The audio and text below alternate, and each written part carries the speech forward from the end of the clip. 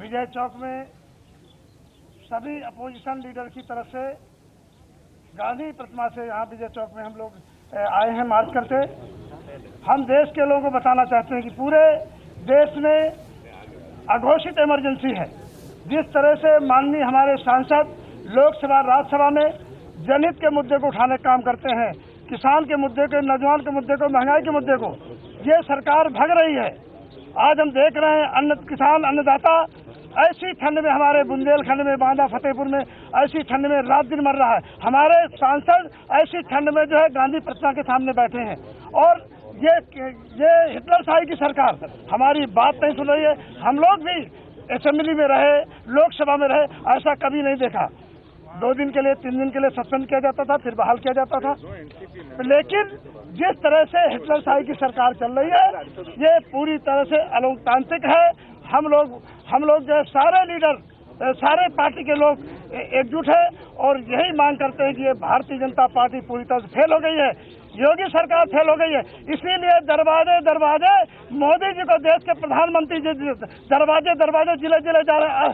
ऐसा लोकतंत्र में कभी नहीं हुआ, क्योंकि योगी सरकार पूरी तरह से फेल है। यूपी में चुनाव होने वाले हैं, इसलिए हम ये कहना चाहते हैं कि लाल टोपी से जो है योगी जी, मोदी जी डर गए। धन्यवाद। आरजेडी के प्रोफेसर मनोज भाई शाह जी बात करेंगे। शुक्रिया साथियों, तमाम अपने साथियों का और निलंबित हमारे जो मित्र हैं। हम अपनी कोई व्यक्तिगत प्रतिष्ठा की लड़ाई नहीं लड़ रहे हैं, अपनी गरिमा की लड़ाई नहीं, बल्कि लोकतंत्र में संसदीय गरिमा और संसदीय प्रतिष्ठा की लड़ाई लड़ रहे हैं। ये आपकी भी लड़ाई है, ये मेरी भी लड़ाई है। हमने इससे बड़ी मेजॉरिटी देखी है इस पार्लियामेंट में, 52, 57, 62 इनकी मेजॉरिटी कही। ऑपोजिशन के सस्पेंडेड एमपीज हैं, उनके 14 दिन सस्पेंशन के हो गए हैं। हाउस में जिन चीजों के बारे में ऑपोजिशन डिबेट करना चाहती है, वो डिबेट सरकार नहीं होने देती है और जहां भी ऑपोजिशन अपनी आवाज उठाने की कोशिश करती है तो धमकाकर, डराकर उनको सस्पेंड करके सरकार काम करती है। ये लोकतंत्र की हत्या है। पार्लियामेंट हाउस में डिस्कशन होना चाहिए, सब मुद्दों पर डिस्कशन होना चाहिए, मगर जो डिस्कशन हम करना चाहते हैं वो हमें करने नहीं दिया जाता है। सरकार के ऊपर हम सवाल उठाना चाहें, सरकार सवाल उठाने नहीं देती। রাহুল গান্ধী তার বক্তব্য আপনাদেরকে আমরা শোনালাম। একেবারে স্পষ্টতই যেটা অভিযোগ করছেন যে কণ্ঠ রোধ করা হচ্ছে বিরোধীদের। এর সঙ্গে সঙ্গে রাহুল গান্ধী যেমনটা স্পষ্ট করলেন যে সংসদের বিরোধীরা যখন যে বিষয় বিতর্ক করতে চায় বা কথা বলতে চায়, তাদেরকে কথা বলতে দেওয়া হয় না। এক কথায় লোকতন্ত্র, কোথাও বিরোধীদের কণ্ঠ রোধ করা হচ্ছে বলেই রাহুল গান্ধী তিনি স্পষ্ট করলেন। সাসপেনশন ইস্যুতে এই মুহূর্তে সরব বিরোধীরা, তারা একজোট হয়ে বিরোধিতা করছেন। সংসদ ভবন থেকে বিজয় চক অবধি মিছিল এবং এরই সঙ্গে সঙ্গে রাহুল গান্ধী তিনি জানান যে বিরোধীদের কণ্ঠ রোধ করা হচ্ছে।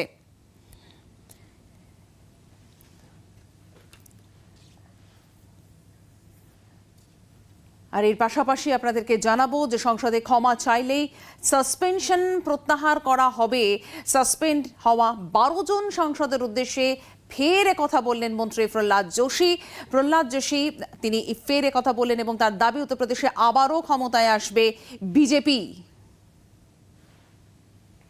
मार्चिंग ऑर्डर लोगों ने दे दिया है और एक बार अभी वो मार्च कर रहे हैं, फिर से मार्चिंग ऑर्डर मिलेगा उनको लोगों से।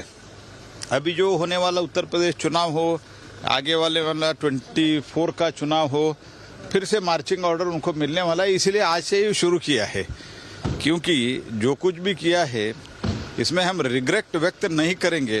ये जो अहंकार है, और हमने इस तक हमने बोला था, कम से कम जिस पार्टी के नेता एमपी उसको सस्पेंड किया है, कम से कम वो नेता जो सदन में उनका नेता है वो रिग्रेट व्यक्त करे ना। हम जो कुछ भी किया है वो ठीक ही है। मार्शल को मारा वो ठीक है, और टेबल पे नाचा वो भी ठीक है। एलईडी स्क्रीन निकाल के फेंकने का कोशिश किया वो भी ठीक है। अगर ऐसे ही चलते है तो अगर किसी को मर्डर करते हैं तो भी पार्लियामेंट में वो भी ठीक है। ऐसे ही बोलने वाले लोगों से क्या बताना।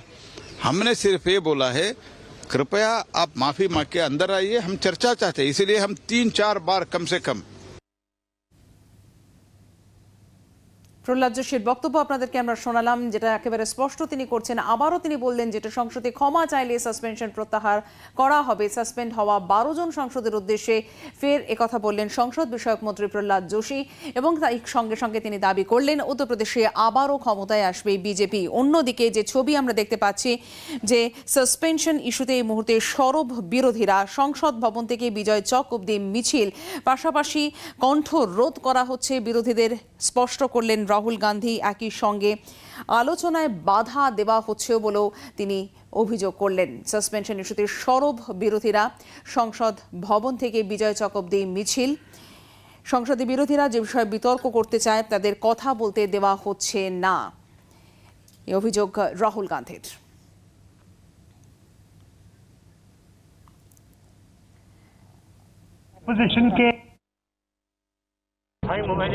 ऑपोजिशन के सस्पेंडेड एमपीज हैं, उनके 14 दिन सस्पेंशन के हो गए हैं।